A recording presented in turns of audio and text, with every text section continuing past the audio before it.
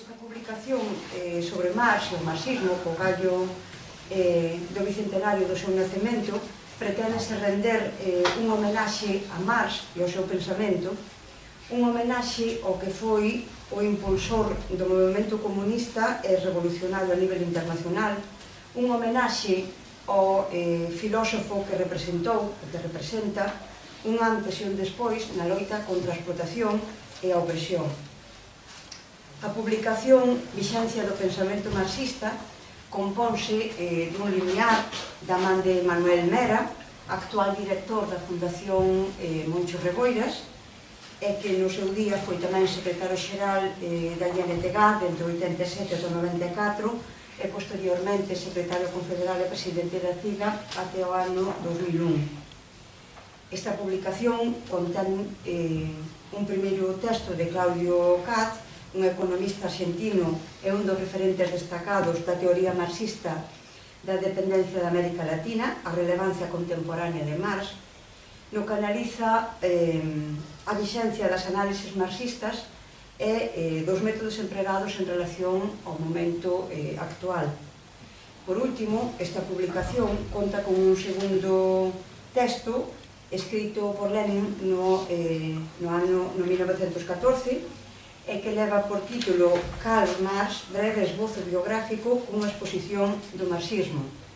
Para facer a presentación desta publicación teño ao meu carón a dúas persoas, dous compañeiros, dúas persoas que non son absolutamente descoñecidas, nin moito menos, mas ainda así vou a facer unha presentación breve. A miña esquerda teño a Xosé Manuel Carril, nesta cidade, en Coruña, coñecido por moita xente pola súa vinculación político venerano ao Concello da Coruña, mas tamén doutor en Dereito pola Universidade da Coruña, foi premio extraordinario de doutoramento desta universidade, e desde o 2003 é profesor titular de Dereito de Traballo e de Seguridade Social na Facultade de Dereito da Universidade da Coruña. A miña outra esquerda, a Suso Seixo, actualmente presidente da Fundación Moncho Reboiras, sempre vinculado ao movimento sindical galego, un dos fundadores da INTG e posteriormente secretario xeral da CIGA dende o 2001 até o 2017. Despois da súa exposición e presentación desta publicación, abriremos un pequeno debate coloquio, iso sí, co compromiso de que ás 8:30 temos que deixar libre o local, e entón, bueno, pois vamos, en todo caso, darlle a máxima celeridade. Non sei quen do todo. Sí. Boas tardes a todas e a todos. Efectivamente, esta publicación que facemos desde a Fundación Moncho Reboiras, facémolo co ánimo de dar a coñecer e contribuir a clarificar neste panorama con tanta confusión a nivel ideolóxico, igual que facemos outras moitas publicacións sobre a realidade económica e social de Galiza, sobre a realidade histórica, publicacións varias que fixemos tamén de diferentes teóricos marxistas sobre temas da actualidade, e que un pouco que pretendemos, que xa digo, nun panorama coa confusión ideolóxica que hai, onde toda a información que chega, ou gran parte da información que chega por grandes medios de comunicación, ou mesmo a través das redes sociales, en moitos casos está enormemente manipulada, entón máis que informar, desinforma sobre moitos aspectos. Entón pretendemos con isto facer un traballo de clarificación o máis posible sobre todos aqueles temas que nos parecen vitales a hora de analizar a nosa realidade e as posibles alternativas á mesma desde unha perspectiva de esquerdas, desde unha perspectiva marxista e desde unha perspectiva nacionalista. Lóxicamente, como fundación que somos dunha central sindical da CIGA, inicialmente a nosa preocupación é que toda esta información e todo isto que editamos chegue especialmente aos delegados e delegadas da CIGA, baixo o convencemento de que un proxecto sindical como que representa a CIGA, un proxecto de clara confronto co poder, un proxecto de transformación que busca a transformación social da nosa realidade, un proxecto, polo tanto, que ten moitos enemigos, que é difícil mantelo na máis nunha sociedade como a nosa, nunha sociedade galega colonizada, pois a única maneira de poder manter un proxecto así é a través dunha forte convencemento, dunha forte militancia, dun forte compromiso ideolóxico con as persoas que teñen un pouco compromiso de dar a coñecer nas empresas o que é o proxecto CIGA. Entón, de que vai fundamentalmente, xa digo, todo este traballo destinado fundamentalmente aos delegados e delegadas, parecenos que é ben socializado e que chegue a outra moita xente que está preocupada e busca realmente alternativas ao que é esta sociedade capitalista colonizada na que vivimos, polo menos os galegos e galegas, non? No caso en concreto do libro este sobre a actualidade e a vixencia do pensamento marxista, parecíanos necesario facelo porque estamos a falar dunha doutrina que tuvo unha importancia enorme e que ten na actualidade para todo o movimento obreiro, para todos os que foron os movimentos de liberación nacional. Non hai máis que ver todas as grandes loitas e procesos revolucionarios que se deron durante o século XX, pois detrás deso había pensamento e había forzas políticas que partían dese análisis marxista das súas realidades respectivas. Todo o que ten que ver co movimento obreiro e as reivindicacións do movimento obreiro, empezando pola propia Primeira Internacional, a Asociación Internacional de Traballadores, pois o propio Marx tuvo un papel moi importante, moi destacado na organización de todo eso. Foi unha persoa, ademais, que non só se dedicou a teorizar, sino que preocupouse de que toda a súa teoría pois intentar levála á práctica e, sobre todo, vinculada a todo o que tiña que ver coa organización do movimento obreiro e das alternativas á súa explotación de clase. Entón, parecíanos moi importante, xa digo, intentar traer e actualizar todo o que é o pensamento marxista, facendo ver que frente a que a idea xeral que se nos transmite desde o poder, non só desde o poder económico e das forzas políticas da dereita, sino que en moitos casos, incluso desde sectores da esquerda, intentase transmitir a idea de que que o capitalismo é o mellor dos mundos posibles, de que o da loita de clases é un concepto totalmente atrasado, polo tanto o marxismo é algo que hoxe é algo trasnoitado, fora de lugar. Concepcións que desde o noso punto de vista son lóxicamente concepcións interesadas por parte de quen as promove e polos intereses de clase que defenden, e pois son concepcións que fixeron moito mal na esquerda e mesmo no campo sindical, porque desgraciadamente hubo centrales sindicales que abrazaron esta visión da sociedade, que abandonaron realmente, que están a gusto dentro deste sistema, que abandonaron realmente a loita por un cambio do mesmo. Iso é o que ten motivado unha política sindical de colaboración co poder, unha política sindical de pacto social, unha política sindical que levou a unha perda de dereitos importantes, unha política sindical que leva a despolitización da clase traballadora, a súa propia desmovilización.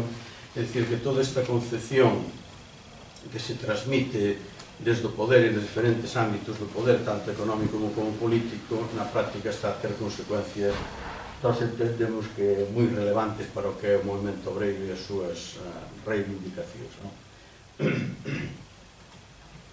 En concreto, o marxismo fixo dúas grandes aportacións a todo o que ten que ver coas ciencias sociales e co coñecemento da realidade e, sobre todo, o que supuxo a loita da clase traballadora.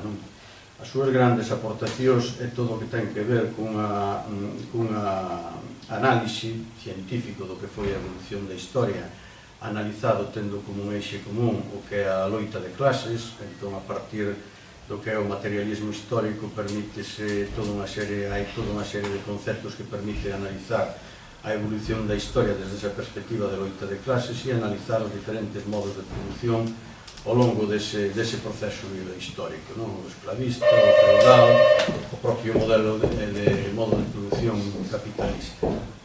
E outra das súas grandes aportacións foi ter demostrado científicamente a relación que existe entre o capital e o traballo, é dicir, os mecanismos de explotación que utiliza o capital para explotar a clase traballadora e apropiarse dunha parte importante da riqueza que produce a través fundamentalmente do que é a plusvalía.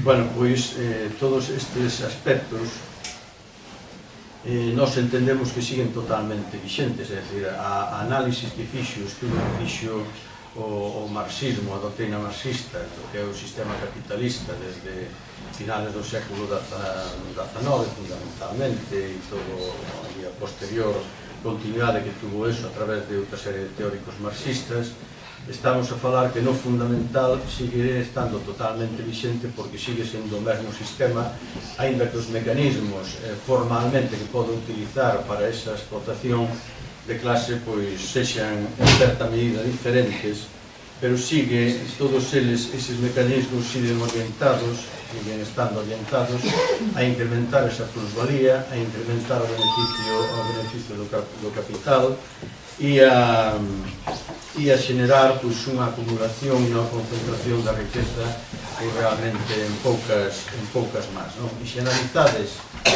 moitas das políticas sociales, económicas, laborales que se siguen na actualidade, vedes que no fondo todas teñen esa orientación independentemente de que razóns que se utilicen para polas en marcha, moitas veces baixo a xustificación de combatir ou de poder salir dunhas situacións de crisis económicas que veñen provocadas tamén polo propio sistema, pero todas elas persiguen pois eso mesmo, incrementar a plusvalía, incrementar os beneficios e fomentar a concentración da riqueza. Se analizamos todo o que ten que ver ca devaluación dos salarios, o propio modelo laboral cada vez máis precarizado, as propias novas figuras de contratación, moitas veces utilizando a contratación a contratos a tempo parcial que despois na práctica esconde unha enorme fraude de lei, a propios contratos ou modalidades de contratación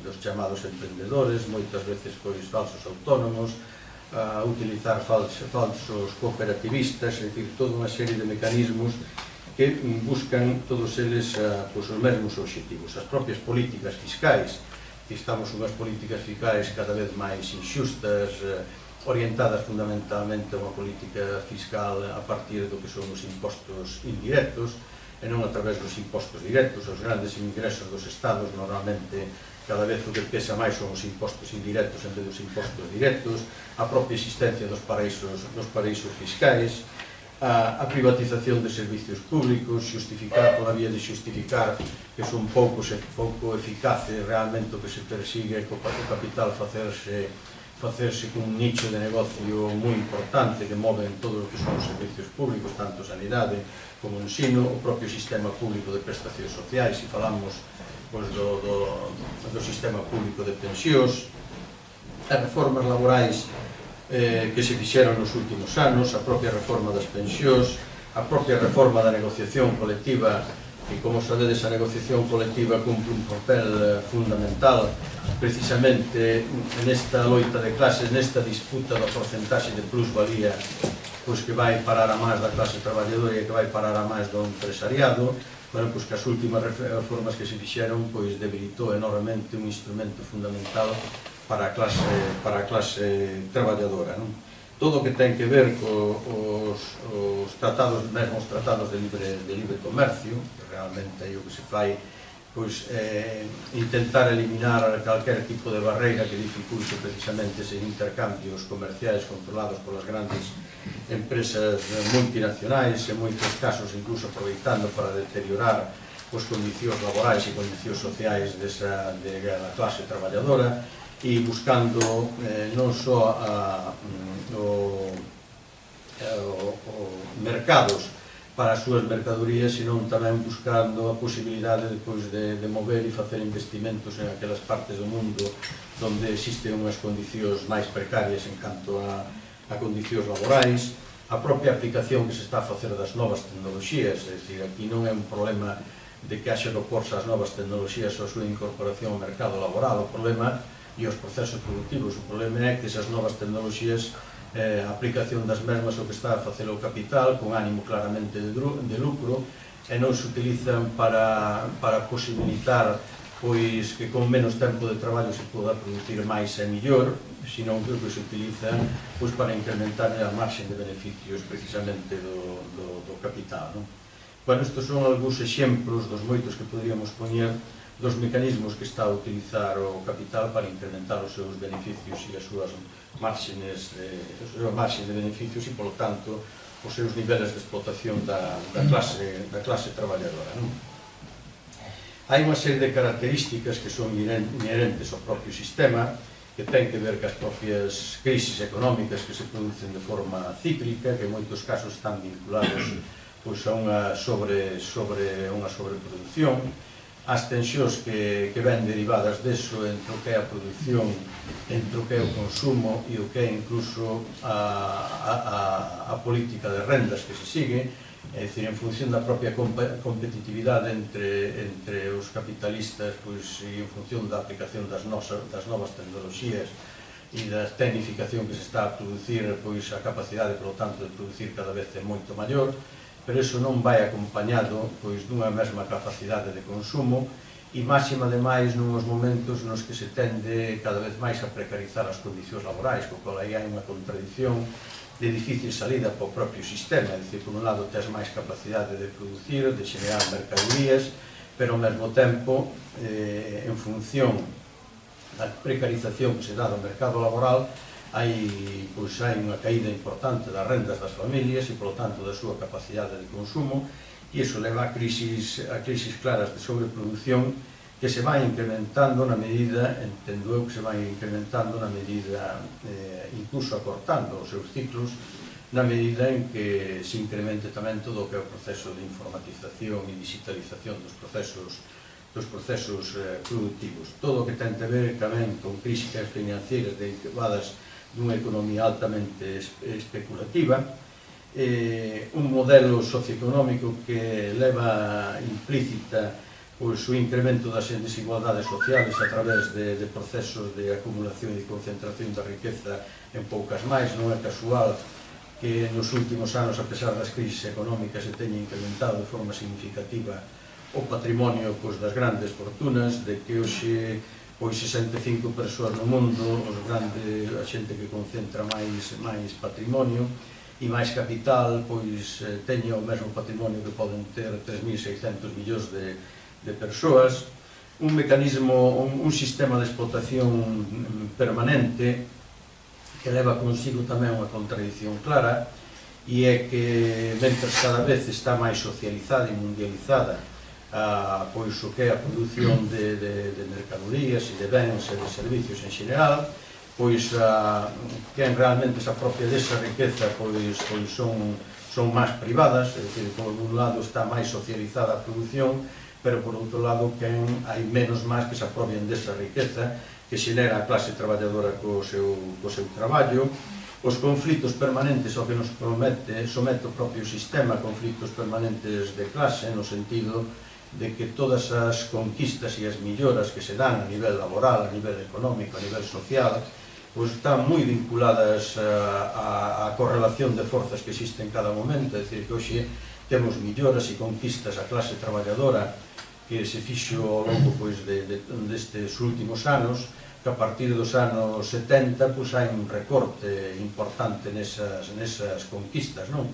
É dicir, que vivimos nun sistema que en función desos intereses antagónicos móvese en función da correlación de forzas. Entón, se a correlación de forzas é favorable á clase traballadora e á esquerda, pois consíguense arrincar melloras importantes ao capital, pero na medida en que a esquerda e a clase traballadora perde forza, o capital intenta recuperar de novo moitas desas concesións que fixo. Entón, este é un sistema que nos leva, en función desa disputa por esas marxes de beneficios e por incremento da plusvalía, a estar nunha loita permanente. É un sistema nese sentido tamén enormemente represivo, que leva a que toda esta política de mantenimento do poder, de poder mellorar as márgenes de beneficio, pois incluso a provocar guerras por cuestións xeoestratégicas, por control das fontes de materias primas. É dicir, que é un sistema enormemente injusto, enormemente agresivo e que xenera enormes desigualdades sociais.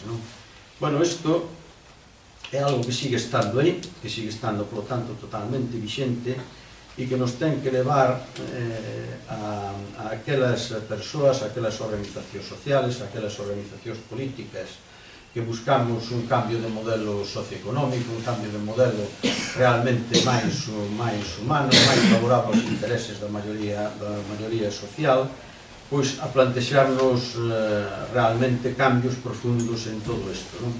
Cambios, ademais, que eu entendo que teñen que ir moito máis alá do que son a conquista de certo tipo de reformas e de certo tipo de dereitos que son totalmente necesarios e que hai que pelear por eles, pero que temos que ser conscientes de que temos que ir ao fondo do problema. E o fondo do problema está no que comentaba antes, non? Está de quen é dono dos medios de produción e, polo tanto, quen ten capacidade de apropiarse do traballo pois da grande maioría social.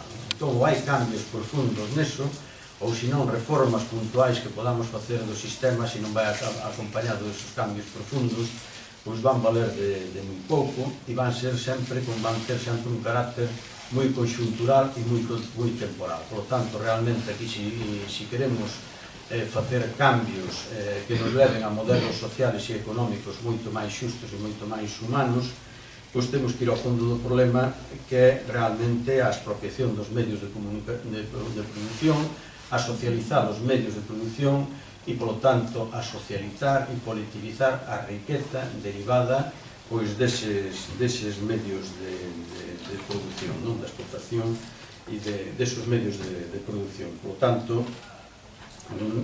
temos, ademais, entendo eu, que nunha sociedade, ademais, cada vez máis dividida, incluso a propia clase traballadora, dividida polo propio modelo de relacións laborais, pero tamén división da propia clase traballadora e da social en xeral, fomentada polo propio sistema, non? É dicir, cada vez máis perde esa perspectiva de que aquí contra o que hai que loitar é contra o sistema, entón pretenden, non é que non sexan reivindicacións totalmente necesarias e xustas, pero parcializar o que é a loita por cuestións de xénero, por cuestións de sexo, por cuestións de idade, por cuestións de pensións, por cuestións de raza, por cuestións de religión. É dicir, preténdese parcializar e convertir en loitas individualizadas e atomizadas e perder esa perspectiva común de que realmente eso responde a un modelo de sociedade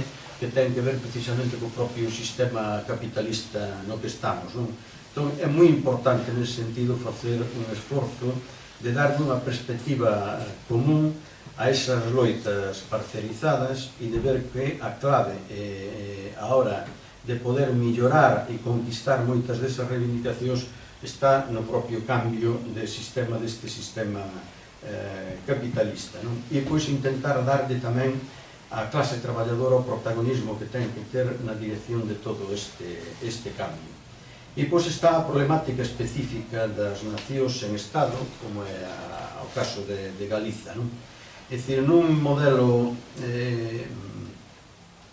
económico cada vez máis globalizado, donde as grandes decisións que se toman están en máis de institucións políticas e institucións financeiras controladas polos grandes grupos económicos, vamos a un modelo de sociedade cada vez máis profundamente antidemocrático, donde moitas veces incluso a capacidade que temos a propia cidadanía e as propias organizacións sociales de incidir nas políticas que proveñen desas institucións pois temos enormes dificultades, non?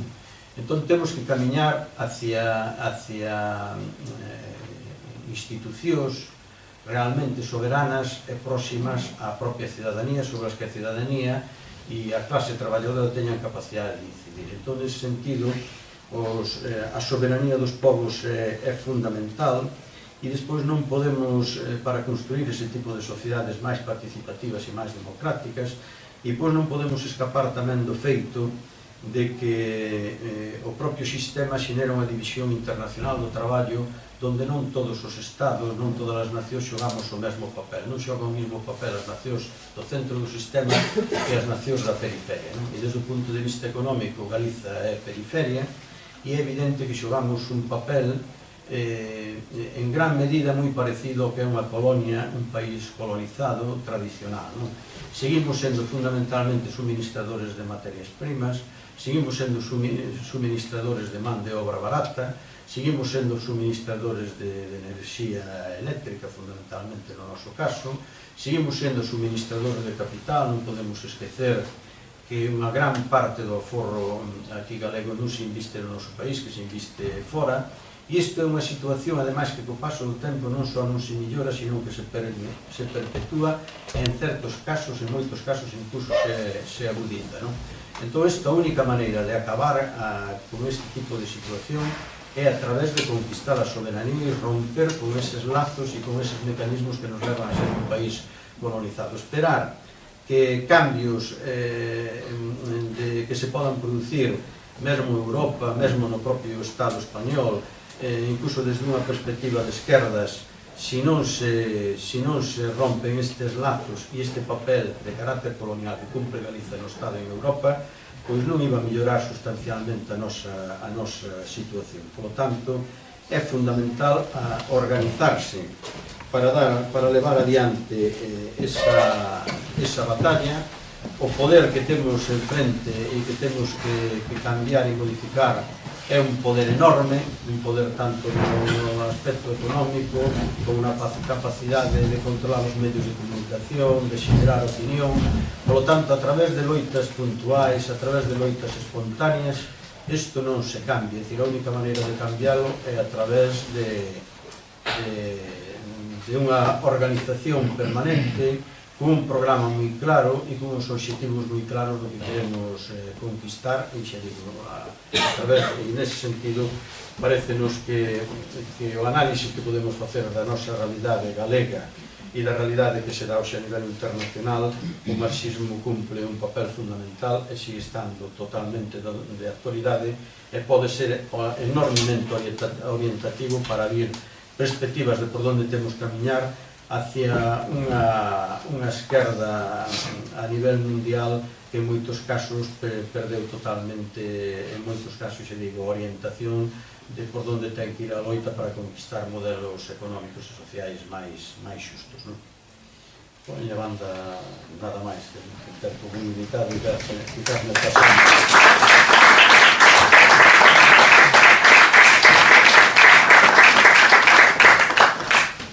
Bueno, pois boa tarde a todas e a todos. Eu quero comezar a miña intervención agradecendo á Fundación Moncho Reboiras o convite para participar neste acto e tamén a Alexandre Bóveda por ceder o espacio para poder facer a presentación deste libro. Obviamente, a mellor maneira de dar a coñecer o contido do libro pois é procedendo a súa lectura. Eu non vou centrar tanto no libro, sino máis ben en poñer de manifesto como a vixencia do pensamento marxista elaborado a través de unha análise concreta, dun método científico, está totalmente de plena vixencia, non? E vou poñer probas concretas, dúas moi concretas, non? Para despois poñer de manifesto, porque a parte que me toca a mí, como este sistema se vale de un dereito moi concreto, non? Como xoga un papel fundamental para articular o sistema de produción capitalista. A vixencia do pensamento marxista o pon de manifesto o propio Fondo Monetario Internacional. alá pola década dos anos 90 fixo unha definición do que se debía entender por globalización ou mundialización e decía literalmente o seguinte: concíbese por globalización ou mundialización a interdependencia económica crecente de todos os países do mundo por causa do aumento de variedade de transaccións transfronteirizas sobre as mercadorías e os servizos, os fluxos de capitais internacionais, así como do feito dunha distribución máis rápida e amplia da tecnoloxía. Bueno, pois a lógica do capital liberal descrita por Marx e por Engels pon de manifesto como esta definición do Fondo Monetario Internacional pois xa estaba presente no propio manifesto do Partido Comunista, que despois desenvolve Marx nos seus estudos sobre o capital. Hai uns pasaxes moi concretos do manifesto do Partido Comunista que parece que o propio Fondo Monetario Internacional tivo a ben ler. Isto é unha brincadeira, non? No manifesto do Partido Comunista se di literalmente o seguinte: a grande industria creou o mercado mundial. O mercado mundial acelerou prodixiosamente o desenvolvemento do comercio, da navegación e dos medios de transporte por terra. Obrigada pola necesidade de dar unha saída cada vez máis amplia aos seus produtos, a burguesía percorre o mundo inteiro. Necesita aliñar en todas partes, establecerse en todas partes, crear vencellos en todas partes. Mediante a explotación do mercado mundial, a burguesía ten dado un carácter cosmopolita á produción e ao consumo de todos os países. Con grande pesar dos reaccionarios, sustraeu a industria a súa base nacional. As antigas industrias nacionais teñen sido destruídas e ainda seguen sendo o diario, pensado no caso da Alcoa. Son suplantadas por novas industrias, cuxa introducción convírtese en cuestión vital para todas as nacións civilizadas, por industrias que non empregan materias primas locais, sino materias primas que veñen das máis lonxanas rexións do mundo e cuxos produtos non só se consumen no propio país, sino de forma simultánea en todas as partes do globo. Logo, globalización. En lugar das antiguas necesidades, satisfeitas con produtos nacionais, xurden necesidades novas, que reclaman para a súa satisfacción produtos dos países máis apartados e dos climas máis diversos. No lugar do antigo illamento e autarquía das rexións e nacións, se establece un intercambio universal, atención, unha interdependencia universal das nacións. E o Fondo Monetario Internacional falaba tamén de unha distribución máis amplia, unha interdependencia económica crecente. Non só isto é unha prova evidente actual da vixencia do pensamento marxista, sino tamén hai cousa de un ano ou dous, a través dos estudos do tristemente finado Bauman, o sociólogo, falaba da sociedade líquida. E todo o mundo acuñou esta palabra, poñendo de manifesto que estábamos na sociedade do interreino, que todo era líquido, non?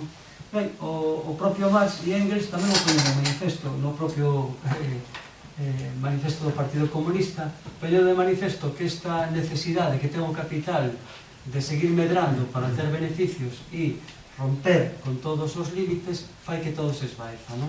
E que se converta en algo líquido, non? E diz concretamente aquí o manifesto: todas as relacións fixas, enferruxadas, pois seu séquito de ideas e concepcións antiguas e venerables se disolven. Todas as novas se embellecen, delante se poderen cosificar. Todo o que é sólido e estável esvaise. Todo o que é sagrado é profanado.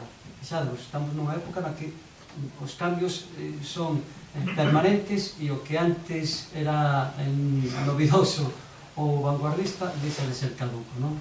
Bueno, pois, son dos probas evidentes, non ditas pola Fundación Moncho Reboiras na súa publicación, para que non se nos acuse de que estamos proclives a poner de manifesto que o pensamento marxista está vixente, sino que son exemplos extremos de como isto sigue vixente. Eu quería, nos 10 minutos que me quedan, poñer de manifesto como esta vixencia do pensamento marxista tamén existe analizando a propia linguaxe e analizando concretamente a linguaxe do legislador. Por que? Pois porque analizando a linguaxe do dereito do traballo se evidencia a ideoloxía do legislador, non? Que actúa aquí sempre ao servicio do capital, actuando como un legislador expropiador, como un legislador sutilmente manipulador e descaradamente charlatán, non? E se temos en conta o que decía Marx a respecto do que era o ser, como ser social, conxunto de relacións sociais, frente ao idealismo, non? De Hegel, é máis importante a realidade, e a conciencia non é algo etéreo, sino que algo marcado polo contexto no que vives, esa idea do materialismo. Pois el poña de manifesto como a linguaxe era froito da realidade, non había pensamentos illados, de linguaxe illado, sino que eso era como consecuencia da propia realidade.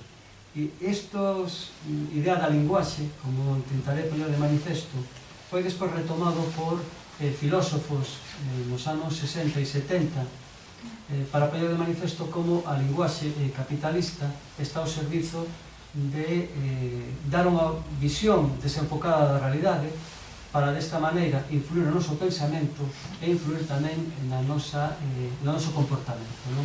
E se analizamos isto na linguaxe do legislador podemos comprobar como pretenden desenfocarnos a realidade, influir no noso pensamento e no noso propio comportamento, non? Claro, para isto, pois, o primeiro que hai que poñer de manifesto é que o dereito é unha ideoloxía. Pode ser unha afirmación bastante simplista, pero, bueno, desde logo non é. Detrás das súas formulacións aparentemente técnicas ou neutrais, pois sempre hai unha idea de xustiza e de orden, e incluso tamén unha motivación política na súa propia articulación. Simplemente con que lle botedes un ollo a acepción de dereito no dicionario da Academia Española, cito este, non a galega, porque a galega non fai unha definición do que se entende de dereito, curiosamente, e aí pon de manifesto esta idea de que o dereito obedece a unha idea de xustiza e de orden, non? E que se pode aplicar coactivamente. Bueno, pois, no ámbito específico do dereito do traballo, pois isto é máis que unha obviedade, non? O dereito do traballo nace única e exclusivamente para consolidar un sistema de produción concreto, que é o sistema capitalista, nun momento no que había tensións entre o reformismo, reformar o que había, ou unha revolución, non? Entón, o propio sistema, para perpetuarse, recoñece, concede unha serie de dereitos á clase traballadora, dereitos que consigo o propio movimento obreiro autoorganizado, e antes de que iso fuera collendo máis forza, os propios reformistas danse conta de que se non ceden a esas presións vai haber revolución, non? Dito de outra maneira. Pois, todo a linguaxe xurídica do dereito do traballo plasma con exactitude esta idea de Marx, non? Do papel da linguaxe, e ao mesmo tempo pon de manifesto como hai que perpetuar este sistema de produción, non? E entramos en faena, non? Fixadevos, se un analiza as palabras da lei, pois ve que pode haber enunciados ou proposicións prescriptivas, sempre envoltas en unha formulación técnica, pero sempre hai, bueno, pois, ideoloxía, non? Entón, se estudamos o dereito do traballo, decía Suso que unha das cousas importantes do pensamento de Marx era a relación entre capital e traballo, isto, pois, é máis que unha evidencia na etapa actual da mundialización ou globalización, se queredes, por sermos clásicos na tecnoloxía, pois, do imperialismo, non? Bueno, pois, o sistema capitalista emprega unha linguaxe moi concreta, non? A través do legislador, sempre nesa idea de condicionar a comprensión da realidade e influir no modo do comportamento, non? Sobre isto teñense feito moitos estudos, dende moitos diferentes puntos de vista. Acaba de marchar unha persoa que foi pioneira con Francisco Rodríguez nos estudos da lingüística, non? De como a linguaxe, pois, ten o seu papel, non? A lingua, a linguaxe, a sociolingüística, non? Francisco Rodríguez e Pilar García Negro, non? Pero no ámbito máis especificamente marxista, houve un filósofo, o filósofo Adam Schaff, que empezou a elaborar toda unha serie de estudos tomando como punto de partida unha afirmación de Marx, non? Na súa ideoloxía, no seu estudo sobre a ideoloxía alemán, non? Criticaba os ideólogos alemáns, aí falábase de ideoloxía, de filosofía alemán, porque dicía que vivían na teoría, non? Que non sustentaban nada, pois, esos pensamentos con unha realidade, non? Tomás decía que a realidade inmediata do pensamento é a linguaxe, que nin os pensamentos nin a linguaxe forman parte por si mesmos de un reino aparte, sino que son sinxelamente expresións da vida real. Isto é unha plasmación concreta do materialismo frente a ese idealismo, non? De Hegel. Incluso está moi relacionado coa idea de que as persoas, os suxeitos, somos suxeitos sociais, non? Somos o conxunto, o resultado dun conxunto de relacións sociais. Dito de outra maneira, que estamos condicionados pola realidade na que estamos vivindo, non? Bueno, pois, este filósofo Adem Shaf, pois, elabora toda unha serie de teorías, pero sempre co mesmo fío conductor, que non é outro que de poñer de manifesto que as ideas, os pensamentos, todo está relacionado ca linguaxe. Ti pensas como falas, falas como pensa, pero iso está íntimamente conectado coa realidade.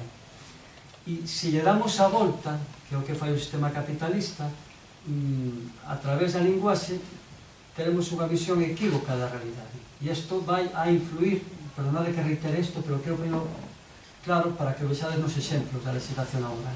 Isto vai a condicionar a nosa visión, vai a condicionar o noso pensamento e a nosa aceptación ou non das reformas laborais, non? E nesta etapa actual, é certo, o capitalismo está nunha crise sistémica, non son crisis puntuais, senón que son crisis sistémicas, non? Porque a saída do capitalismo dunha crisis é meterse noutra crisis, non? Nesa idea sempre de ter beneficio, non? Bueno, a pesar desa crisis sistémica, os valores fundamentalistas do mercado pois viven nunha etapa de esplendor, non? Hai palabras que forman parte do noso vocabulario cotidiano que se empregan con toda naturalidade, aparentemente como se fosen expresións neutras ou asépticas, pero están cargadas dunha forte ideoloxía, non? E por qué? Bueno, pois porque sábese que a través da linguaxe se poden materializar sin sobresaltos de maneira natural pois dogmas neoliberais, non? Actualmente o debate é un debate ideolóxico e político, non? E a clave principal na realidade na que vivimos non son os exércitos, como se facía antigamente, sino os medios de comunicación, non? E isto fai que é bastante importante saber como comunicamos e estruturamos as ideas en función da linguaxe que escolle un marco moi concreto, non? Por que? Pois porque escollendo un marco moi concreto establecemos os termos da dialéctica en algo que vai a favorecer a aquela persona precisamente, ou aquele sistema que quere levar o debate a seu interese, para que entendades.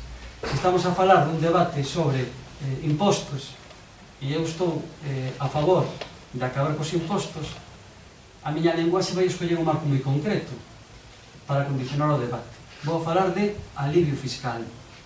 Se vos fixades, a palabra alivio fiscal é unha palabra moi ben empregada.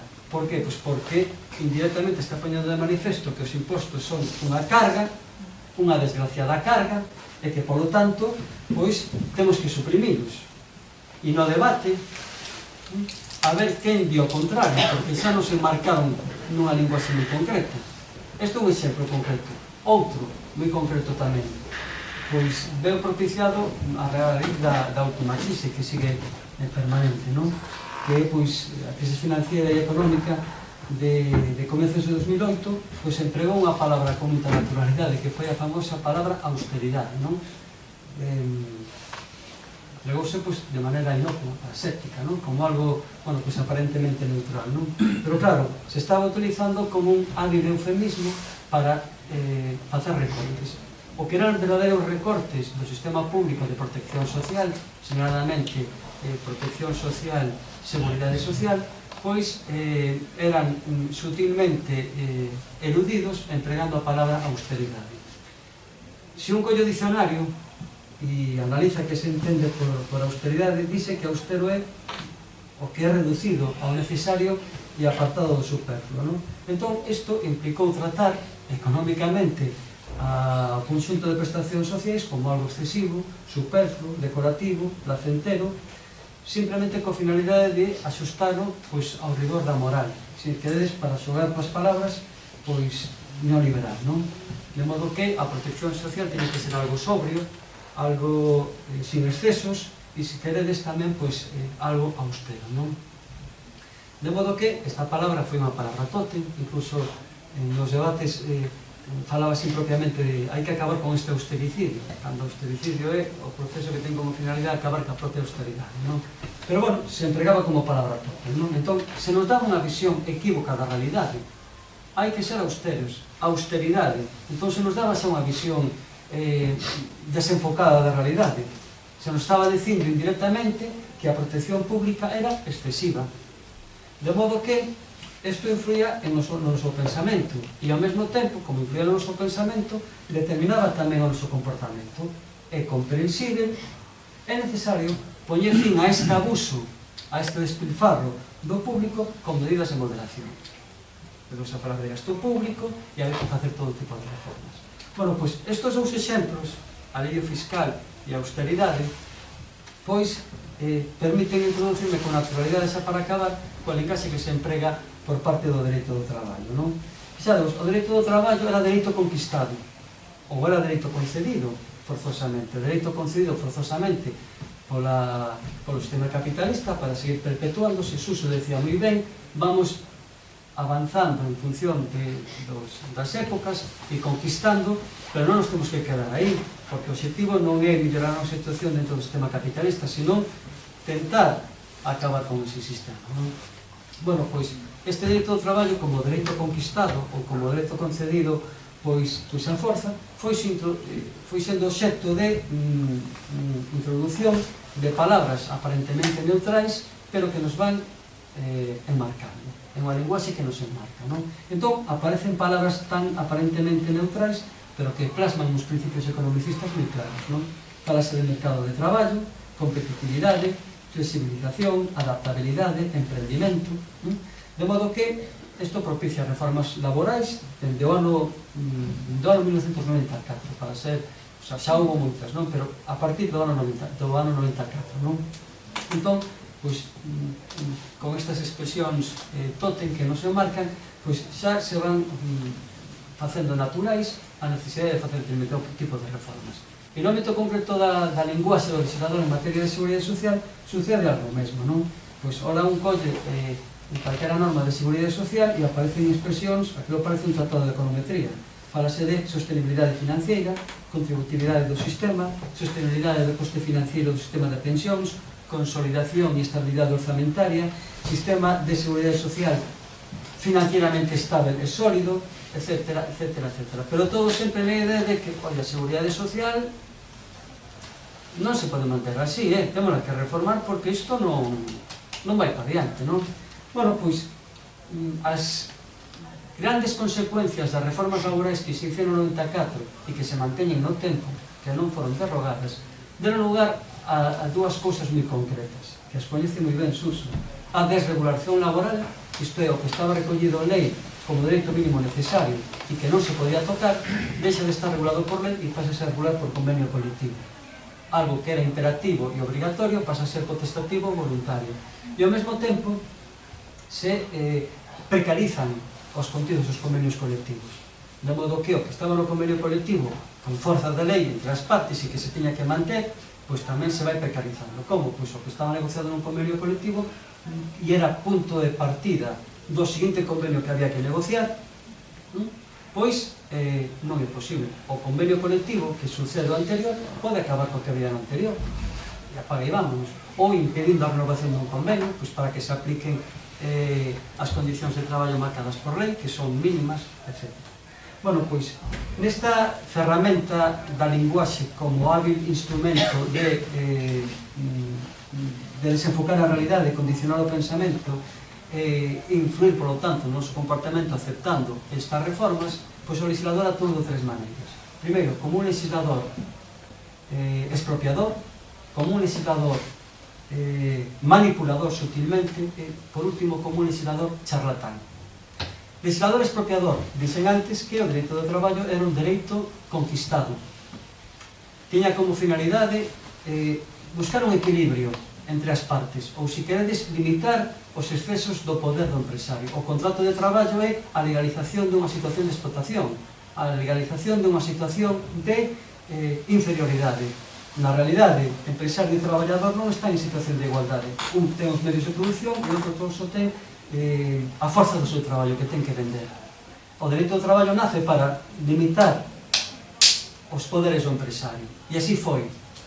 Esa era a finalidade principal. E o poñer de manifesto o Tribunal Constitucional, pois, nunha sentenza de de 1983. Bueno, pois, o legislador que fai? Bueno, pois, a partir do 94 expropia di que a finalidade do dereito do traballo non é ese equilibrio, non é esa limitación, sino ser un hábil instrumento de xestión eficaz das necesidades da empresa. Eu sempre lle digo ás miñas alumnos e aos meus alumnos que xa non son profesores de dereito do traballo, son de dereito empresarial.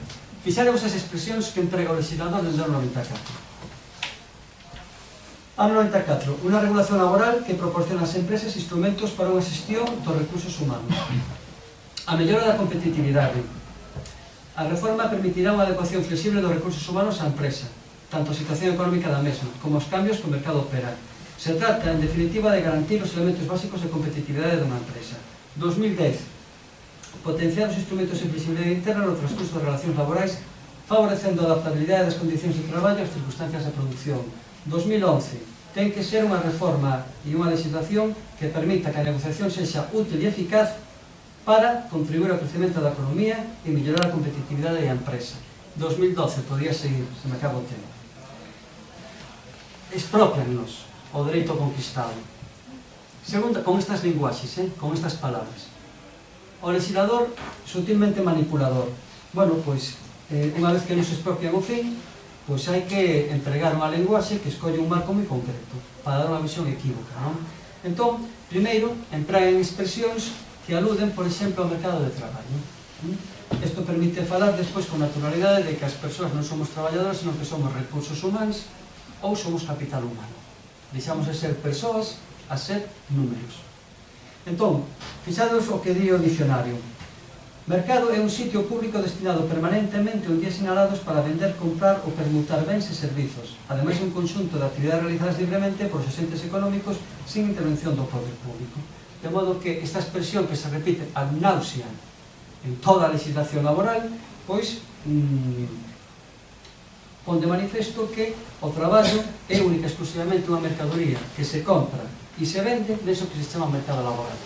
Vou á praza, vou a comprar pan, vou a comprar leite, pois, vou ao mercado de traballo a comprar ou a vender sin intervención pública, non? Claro, sobre isto se reparaba máis no Capital, pero claro, máis o poñía como punto de partida, como descripción dunha realidade, pero o sistema entrega isto como algo natural, algo inamovible. Ben, unha vez que xa nos sitúan no mercado de traballo, isto é, xa nos sitúan como persoas sin vida, isto é, como obxetos, inmediatamente, e a segunda operación dentro da linguaxe do legislador manipulador, nos introduce na idea de que este mercado non funciona ben, e o fai a través de expresións claramente negativas e estigmatizadoras, non? Poñendo que é ineficaz, non?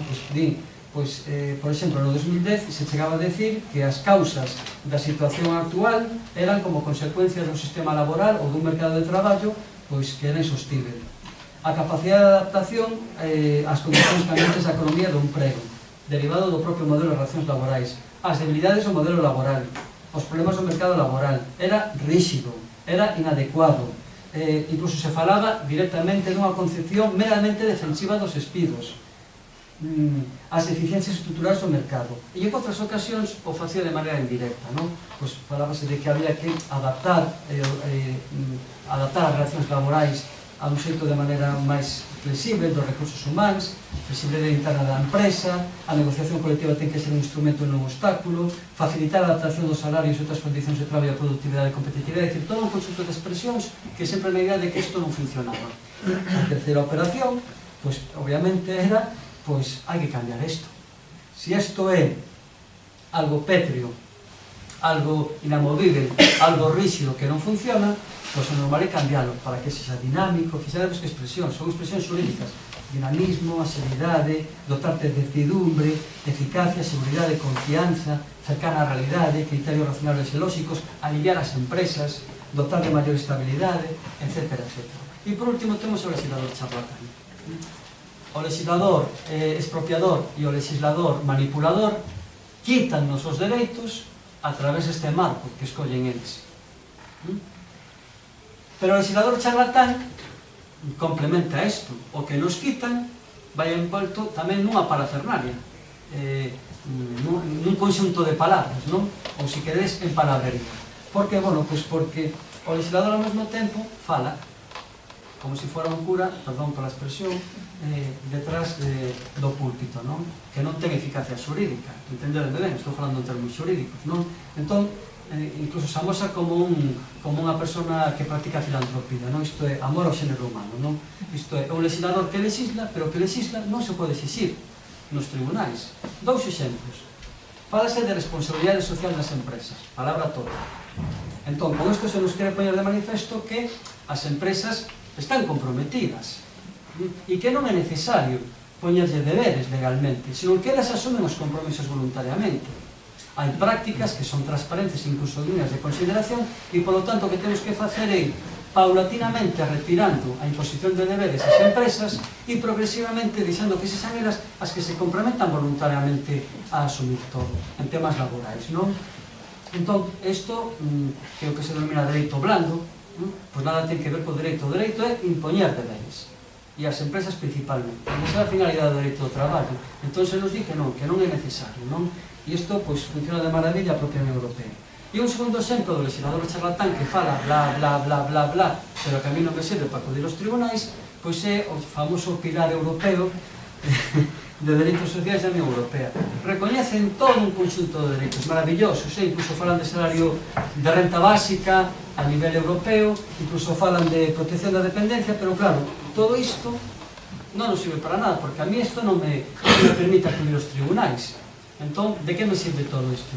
Pois de nada, únicamente é a linguaxe que complementa a figura do legislador expropiador e do legislador sutilmente manipulador. É un legislador babelut, como digo os franceses, non charlatán, que fala pero que non di nada, non? E sucede o mesmo cos tratados de libre comercio. E xa remato. Fixámonos. Todo isto está relacionado coa idea de Marx. E Marx o que decía era que só se podía desterrar unha ideoloxía cando se tiña desterrado previamente o sistema de valores. Por iso insistía moito na idea de que nin o pensamento, nin a linguaxe eran reinos propios, nesa crítica que facía os filósofos alemáns, senón que o importante era a materia, como vivías, as condicións de vida. Entón, e a mesmo se decataba da importancia da loita, tamén na loita das palabras, non? Entón, non se trata basicamente de que nos limitamos única exclusivamente, no caso concreto galego, a sermos reproductores de palabras macro, porque non temos competencia, pero que seamos conscientes de que a linguaxe ten un papel claramente fixado, non? Que é simplemente situarnos nunha visión equívoca da realidade para condicionarnos, non? E quero acabar xa con unha cita de Adam Schaff, este filósofo polaco, no que quería chamar a atención sobre o que estaba pasando, que é de plena actualidade, retomando o que dicía Marx, non? Isto era no ano 1950-60, era polaco, país socialista, e ele estaba dándose conta de como, a través dos escritos de Marx, o sistema capitalista lía a Marx e se daba conta da importancia da linguaxe. Entón, como mecanismo hábil de comunicación, de propaganda, e decía que no caso concreto dos países socialistas eso non se estaba facendo e que había que empezar a estudar científicamente isto para poñerlo a disposición tamén da clase obrera. E decía, tamén vale a pena chamar a atención hacia outro campo de aplicacións a semántica, inafortunadamente deseñado nos países socialistas, que é a teoría científica da propaganda. A situación é farto paradóxica. Un campo de aplicación social que está tan estreitamente conectado coa loita social e de clases é descuidado pola ciencia marxista por motivos doctrinais interpretados equivocamente. Todo o que se estudou e se relaciona con o noso convencemento da comunicación eficaz e co perfeccionamento da comunicación pertence ás bases teóricas da ciencia da propaganda para as masas. Ciencia que nos países capitalistas conta xa cunha vasta bibliografía, polo menos no que respecta a algúns aspectos do problema. Pola contra, nos nosos países prácticamente non existe nada. Frente a iso, temos que xogar coa reversión, poñendo de manifesto que o que decía Marx, a través do Fondo Monetario Internacional, a través de Obama, a través da linguaxe, está plenamente vigente. Pido desculpas que me pasei do tempo.